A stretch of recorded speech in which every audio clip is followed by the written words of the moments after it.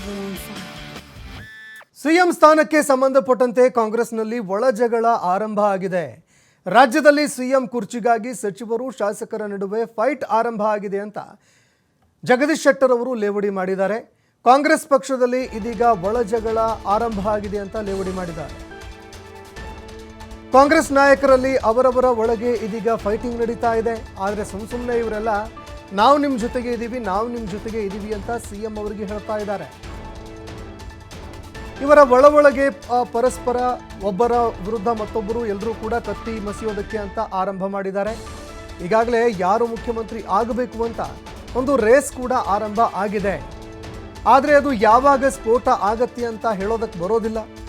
ಒಳಗೊಳಗೆ ಏನೇನು ನಡಿಬೇಕು ಅದೆಲ್ಲವೂ ಕೂಡ ನಡೀತಾ ಇದೆ. ಸಿಎಂ ಆಗೋದಕ್ಕೆ ಒಳಗೊಳಗೆ ಏನೇನು ನಡಿಬೇಕಲ್ಲ ಅದೆಲ್ಲ ಈಗ ನಡೀತಾ ಇದೆ. ಒಳ ಜಗಳ ಎಲ್ಲಿಗೆ ಬಂದು ನಿಲ್ಲುತ್ತೋ ಗೊತ್ತಿಲ್ಲ ಅಂತ ಜಗದೀಶ್ ಶೆಟ್ಟರ್ ಲೇವಡಿ ಮಾಡಿದ್ದಾರೆ.